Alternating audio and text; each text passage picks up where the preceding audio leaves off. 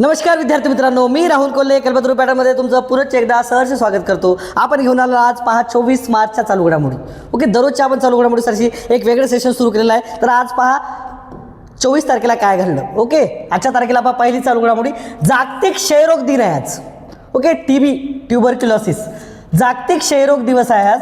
तर दर दिवशी कोणत्या तारखेला साजरा होतो, तर 24 मार्चला होतो. 24 मार्च 1882 या दिवशी रॉबर्ट कॉक या शास्त्रज्ञानाचा शोध लावला होता, या जीवाणूचा. रॉबर्ट कॉक लक्षात ठेवा. आणि या रॉबर्ट कॉकलाच 1909ला याच्याबद्दलचं नोबेल पारितोषिक मिळालं होतं. लक्षात ठेवा. तिन्ही चारही प्रश्न याच्यातले महत्त्वाचे आहेत. एक महत्त्वाचा दिवस आहे, आपण याच्या आधी मार्च महिन्यात अतिशय महत्त्वाचे दिवस आहेत. लक्षात ठेवा, मार्च महिन्यातले अतिशय महत्त्वाचे दिवस आहेत. त्याच्यामध्ये 1882 या 24 मार्च 1882 या दिवशी रॉबर्ट कॉक या शास्त्रज्ञानं काय म्हणू आपण जीवाणूचा शोध लावला होता की याच्यापासून TB होते, म्हणून क्षयरोग होतो. ओके, तर याच्यामध्ये महत्त्वाचा प्रश्न म्हणजे रॉबर्ट कॉक विचारतात GK विज्ञानात याच्यामध्ये. ओके, विज्ञानाच्या पेपरमध्ये हा प्रश्न बरेच वेळा विचारला आहे. क्षयरोग याचा शोध कोणी लावला, त्यानंतर हा जीवाणूजन्य रोग आहे की विषाणूजन्य आहे, तर हा जीवाणूजन्य रोग आहे. आणि महत्त्वाचं म्हणजे क्षयरोग दिन कोणत्या तारखेला असतो, तर 24 मार्चला असतो. लक्षात ठेवा. ओके, कारण 24 मार्चला 1882 रॉबर्ट कॉक या शास्त्रज्ञाने याचा शोध लावला होता. नेक्स्ट क्वेश्चन पहा, फोर्ब्सच्या यादी तुम्हाला माहीत आहे. फोर्ब्सच्या 2026च्या जागतिक अब्जाधीशांच्या यादीत फोर्ब्स ही यादी काय जाहीर करते, जगातील सर्वाधिक श्रीमंत व्यक्ती. तर याच्यामध्ये पहा, जागतिक अब्जाधीशांच्या यादीत कोणत्या भारतीय शिक्षकाचा समावेश झाला आहे. तर याच्यामध्ये अलक पांडे आहे, फिजिक्सवाला. लक्षात ठेवा, अलक पांडे याचा म्हणजे याच्यामध्ये अब्जाधीशांच्या शिक्षकामध्ये समावेश झाला आहे. याच्यामध्ये विकास दिव्य कीर्ती दिसतील तुम्हाला.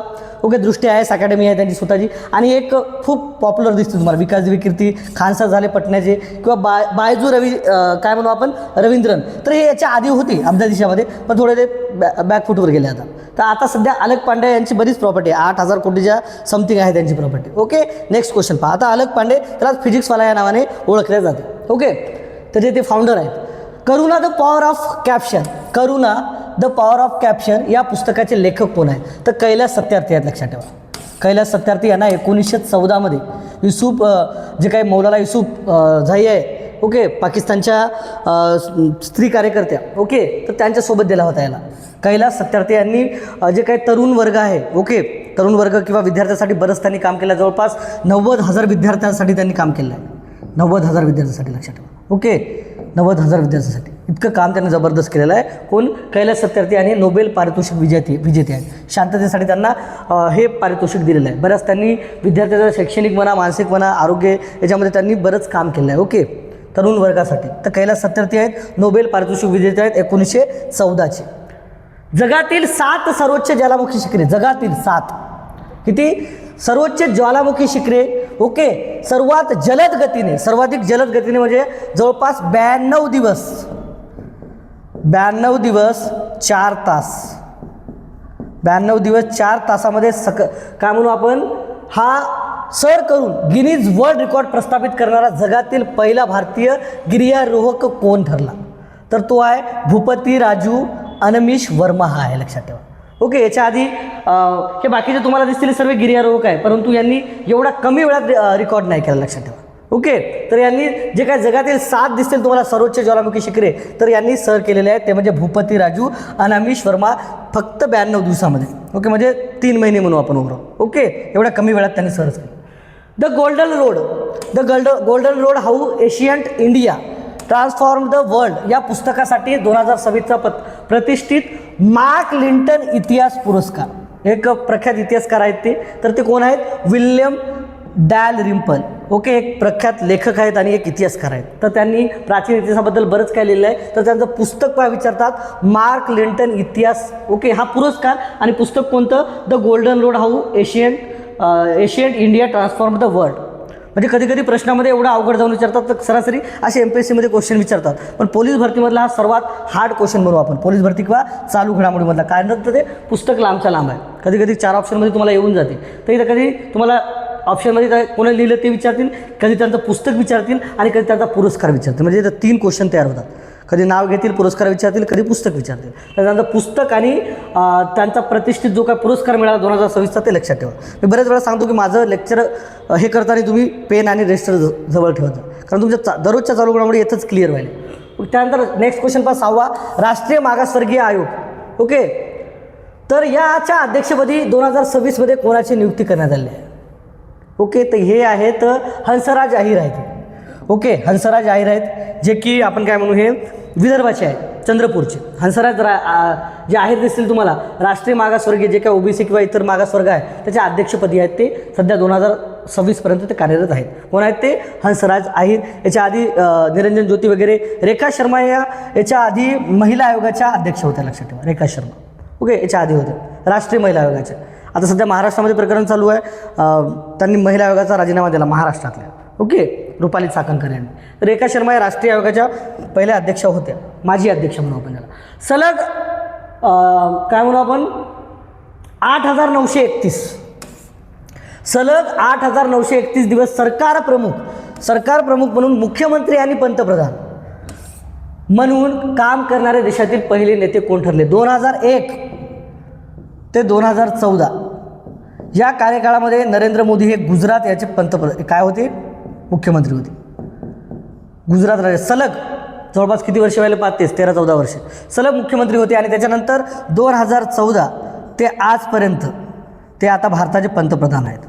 ओके, ते भारताचे पंतप्रधान आहेत. जवळपास 8,931 दिवस त्यांनी काम केलं आहे सरकार प्रमुख म्हणून. ओके, पंतप्रधान म्हटलं तर ते सध्या 3 नंबरवर आहेत. जर हे काय म्हणू आपण लगातार म्हटलं तर त्या 2 नंबरवर गेले आहेत, कारण त्यांनी इंदिरा गांधीचा रेकॉर्ड तोडला आहे. सर्वाधिक जास्त दिवस पंतप्रधान म्हणलं सलग तर जे काही 4,077 दिवसाचं रेकॉर्ड होतं कोणावर? इंदिरा गांधी यांच्या नावावर सलग. ज्यावेळेस 1966 ते 1977पर्यंत त्या भारताच्या पंतप्रधान होत्या. नंतर मग एमर्जन्सी लागली आणि नंतर 1980 ते 84पर्यंत राहिल्या. असं जवळपास त्यांनी 11 वर्षाच्या वर 15 वर्षे त्यांचं हे केलेलं आहे इंदिरा गांधी यांनी. तर सध्या 15 वर्ष झालेली नाही, तर ही पूर्ण टर्म संपल्यानंतर मनमोहन आपलं काय म्हणू आपण नरेंद्र मोदी यांना 15 वर्ष होतील. तर सध्या हे रेकॉर्ड त्यांनी मोडून काढला मागच्या जुलै महिन्यामध्येच 2025च्या. ओके, तर सर्वाधिक जास्त दिवस पंतप्रधान म्हटले तर ते 2 नंबरवर आहेत. 1 नंबरवर तुम्हाला दिसतील कोण? भारताचे पहिले पंतप्रधान पंडित जवाहरलाल नेहरू. जवळपास 17 वर्ष त्यांनी काम केलं आहे पंतप्रधान म्हणून. 17 वर्ष तर राहिले. कोण? पंडित नेहरू, लक्षात ठेवा, पंडित नेहरू जवळपास तुम्हाला दिसतील 15 ऑगस्ट 1947 पासून ते जवळपास 27 मे 1964पर्यंत ते होते. ओके, नंतर 67ला इंदिरा गांधी आल्या, 77पर्यंत होत्या. नंतर त्या एमर्जन्सीमुळे ओके मोरारजी देसाई यांचं सरकार आलं. मोरारजी देसाईचं सरकार नंतर 2 ते 3 वर्ष चाललं आपण पाहतो. ओके, काही वार्षिक योजना लागू केल्या होत्या. पुन्हा सरकारने काय केलं? 1980ला पुन्हा जनतेने काय केलं? इंदिरा गांधीला निवडून आणलं. म्हणजे अशा सलग 11 वर्ष आणि नंतर 5 वर्ष 4 वर्ष तर 15 वर्ष तर राहिले आहेत. ओके, सध्या 3 नंबरवर माननीय आपल्या देशाचे पंतप्रधान नरेंद्र मोदी तुम्हाला दिसतील. तर हे कार्यकाळ काय म्हणू आपण सरकार प्रमुख म्हणून त्यांनी मोडून काढलेला आहे. ओके, तर जे काही पवन कुमार हे दिसतील तुम्हाला, तर हे होते जवळपास सिक्कीमचे मुख्यमंत्री. सिक्कीमचे मुख्यमंत्री ते होते 1994 ते जवळपास 2019पर्यंत. तर यांच्या नावावर रेकॉर्ड होतं 8,930 दिवसाचं. सरकार प्रमुख म्हणजे राज्यातले सरकार प्रमुख होते ते मुख्यमंत्री म्हणून. ओके, तर हे रेकॉर्ड मोडून काढलं कोण? नरेंद्र मोदी यांना. ओके, हे रेकॉर्ड मोडून काढलं 8,931. यावेळेस ते पूर्ण रेकॉर्ड म्हणजे मुख्यमंत्री आणि पंतप्रधान असताना. एक अतिशय महत्त्वाचा प्रश्न आहे, पाहून घ्या, कारण इथं तुम्हाला टॉप मोस्टचे पंतप्रधान नरेंद्र मोदी आपले हे दिसतील. पंडित नेहरू त्यांनी 17 वर्षे कार्यकाळ भोगला. त्यानंतर इंदिरा गांधी दिसतील, त्यांचे 15 वर्ष आहेत. आणि त्याच्यानंतर सध्या चालू आहेत. ही टर्म संपल्यावर 15 वर्ष होतील. तर असे 2014 ते 2024मध्ये 10 वर्ष आणि हे 2 म्हणजे 10 ते 12 वर्ष झाले. समजा 12 वर्ष चालू आहे. ओके, कोणाला? नरेंद्र मोदी यांना. तर ही टर्म संपल्यावर 15 वर्ष होईल आणि कदाचित ते रेकॉर्ड तोडू शकतात इंदिरा गांधीचे. आणि नेक्स्ट याला झाले तर पंडित नेहरू यांचं पण 17 वर्ष सलग. तर असंपर्यंत रेकॉर्ड कोणाचंच नाही झालेलं आहे. ओके, या पवन कुमार सिक्कीमचे दिसतील मुख्यमंत्री, ते 2019पर्यंत होते, लक्षात ठेवा. Okay, international conference on carbon markets nature 2026 खालीलपैकी कोणत्या शहरात सुरू झाली? तर हे झालेली आहे नवी दिल्ली येथे, लक्षात ठेवा. ओके, कुठं? International conference on carbon markets nature 2026 खालीलपैकी कोणत्या शहरात सुरू झाली? तर नवी दिल्ली. मॅक्झिमम भारताची राजधानी नवी दिल्ली असल्यामुळं जास्त गोष्टी तिथं घडताना दिसतात तुम्हाला. चापागरस नाकी चापाकरस नांकी नावाच्या समुद्री खेकड्याची नवीन प्रजाती कुठे सापडली? एक नवीन प्रजाती आहे खेकडा, नवीन आढळला. ओके, जरा वेगळा आहे तो, तर तो गोव्याला, ओके, पश्चिम जे काही समुद्र किनारा दिसतो आपल्याला त्या गोव्याच्या पश्चिम किनाऱ्यावर ही खेकडा प्रजाती तुम्हाला दिसते. चिखलाच्या जे काही भाग म्हणून तिथं हे आढळून आलेली आहे. त्यानंतर 10वा क्वेश्चन पहा. 49वी Yonex sunrise junior national badminton championship अंडर-19 म्हणून आपण त्याला 2026 कोणत्या राज्यात आयोजित केली होती? तर सिक्कीममध्ये आयोजित केली होती. लक्षात ठेवा, कुठे? सिक्कीम राज्यामध्ये. 49वी, कधी कधी सिक्कीम राज्याचं नाव देखील कितवी होती म्हणून इथं प्रश्न तयार होतो. 49वी होती Yonex sunrise junior national badminton championship. आणि ईशान्येकडला पहिला राज्य झालेला आहे की ज्यांनी हे आतापर्यंत कुठं झालं, म्हणजे पहिलं राज्य आहे ईशान्येकडं अशी स्पर्धा चॅम्पियनशिप घेणारा अंडर-19. ओके, तर हे सिक्कीममध्ये आयोजित केली होती. फेब्रुवारी 2026साठीचा ICC महिला player of the month, player of the year असते आणि प्लेअर ऑफ द मंथ पण असते. ओके, तर फेब्रुवारी महिन्यासाठी मिळालेला आहे अरुंधती रेड्डी, जे की ऑस्ट्रेलियासोबत आपला जवळपास काही वन डे मॅच झाल्या होत्या. त्याच्यामध्ये 3 वन डेमध्ये 3 एकदिवसीय मॅचमध्ये हिने 8 विकेट घेतल्या होत्या. तर त्यामुळे तिला player of the month T20 झाली होती की वन डे झाली होती की, पण त्या ऑस्ट्रेलिया विरुद्ध जे काही सामने झाले आपले त्याच्यामध्ये अरुंधती रेड्डीने 3 सामन्यामध्ये जवळपास 8 विकेट घेतल्या म्हणून तिला प्लेअर ऑफ द मंथ हा पुरस्कार दिला. आणि प्लेअर ऑफ द मंथ फेब्रुवारीचा एका पाकिस्तानी खेळाडूला दिला. त्याचं नाव मला कमेंट करून सांगा. ओके, प्लेअर ऑफ द पुरुष जर म्हटलं तर तो पाकिस्तानच्या एका खेळाडू दिला, आणि जर महिला म्हटलं तर ती भारताची आहे अरुंधती रेड्डी. हिला भेटला. ही एक बॉलर आहे, लक्षात ठेवा. तर मला ते कमेंट करून सांगा पाकिस्तानचा कोणता बॉलर आहे, ते पण प्रश्न विचारू शकता तुम्हाला. नेक्स्ट क्वेश्चन पहा. T20 आंतरराष्ट्रीय क्रिकेटमध्ये शतक झळकवणारी सर्वात तरुण महिला विचारली. सर्वात तरुण म्हणजे तिचं वय आहे 15 वर्ष 223 दिवस. तर अशी कोणती आहे की जिनं काय म्हणू आपण सर्वात आंतरराष्ट्रीय क्रिकेटमध्ये शतक झळकवणारी सर्वात तरुण महिला कोणती ठरली? तर ती आहे पहा फॅनी उतागुशी मानिंगे. आता नावं बिले भारी राहतात त्याची. फॅनी उतागुशी मानिंदे. ओके, तर हे एक खेळाडू आहे जिने जवळपास मला वाटतं 65 चेंडूमध्ये शतक पूर्ण केलं. तर एक अशी खेळाडू आहे. शेफाली वर्मा. तर शेफाली वर्मा हिनं सचिन तेंडुलकरचा रेकॉर्ड तोडला. ही 15 वर्षाची असताना हिनं अर्धशतक केलं, शतक नाही. 15 वर्ष म्हणजे एकदम तरुण. 15 वर्ष 282 का 85 दिवस होते, लक्षात ठेवा. म्हणजे सचिन तेंडुलकरचा ते 30 वर्षाचा रेकॉर्ड होता ते एका भारतीय म्हणून काढला. त्यामध्ये 15 वर्ष 282 दिवस असताना तिनं फास्ट अर्धशतक केलं होतं शेफाली वर्माने. ओके, सोफी डिवाइन ही तुम्हाला न्यूझीलंडची नाही का माझी कॅप्टन दिसते. तर तिनं 2019ला जवळपास तिनं 36 बॉलमध्ये शतक केलं होतं. ओके, आणि अलिसा हिली ऑस्ट्रेलियाची क्षेत्ररक्षक आहे. ओके, किपर आहे. तर तिने सर्वाधिक स्कोअर केला होता. जवळपास 65 चेंडूमध्ये तिने 144 काय धावा केल्या होत्या. ओके, तर एवढं काय विचारणार नाहीत, पण हे विचारून घ्या. फॅनी उतागुशी माधिंदे हे आहे समजा. ओके, तर हिचं मला देश आठवणा युगांडा आहे की कोणता देश आहे ते पहा. ओके, घानाचं जे काही देशाविरुद्धात तिने ते रेकॉर्ड केलेलं आहे घाना देशाविरुद्धात. ओके, T20मध्येच. तर हिचं मला आता देशाचं नाव आठवणा, हे कमेंट करून सांगा ही कोणत्या देशाची आहे म्हणून. ओके, कोणता देश आहे मला आठवणार, आता मला नंतर आठवलं तर सांगेल मी तुम्हाला. तर तुम्ही कमेंट करून सांगा. सरहुल हा सण प्रामुख्याने कोणत्या राज्यात साजरा केला जातो? सरहुल. तर मी काल बी एक प्रश्न घेतला होता, काल का परवा दिवशी. हे असे सण आहेत ईशान्येकडील राज्यामध्ये प्रसिद्ध आहेत वेगवेगळे खेळ. बिहू पाहतो आपण किंवा वेगवेगळे सण आहेत, नृत्य वेगवेगळे आहेत. तर हे विचारतात. तर हे चालू घडामोडी म्हणून म्हणा याला किंवा एक जीकेचा प्रश्न म्हणा. तर हे आहे कुठं पहा, हे झारखंडमधलं आहे.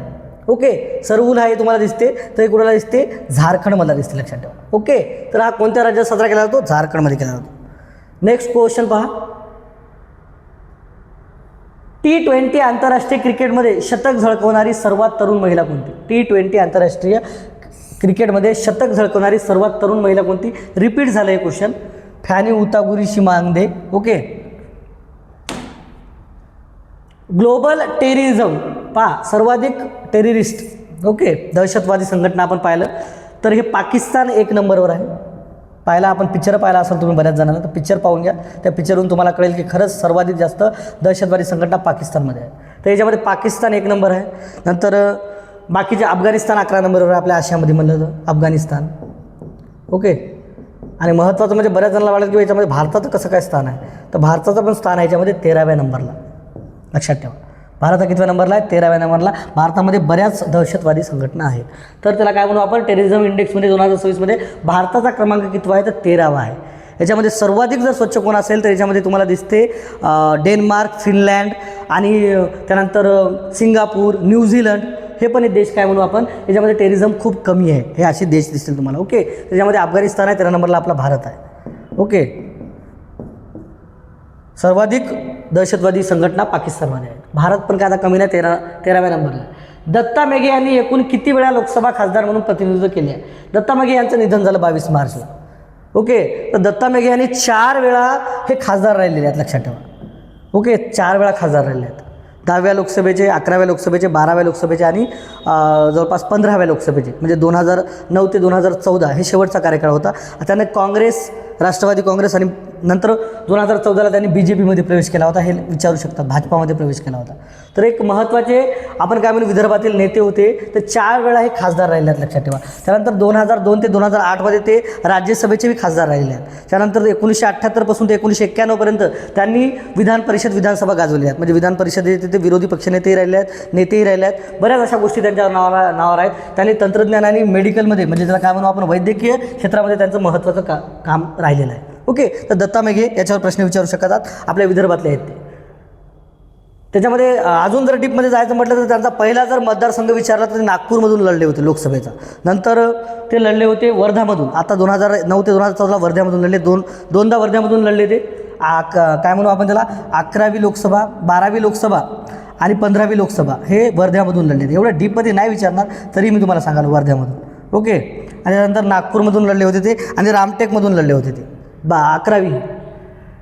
ॲग्रिव्हिजन ॲग्रिकल्चर युथ पार्लमेंटर 2026 या कृषी परिषदेचे आयोजन कोणत्या राज्याने केले होते? तर ते केले होते पहा, आसाम या राज्याने.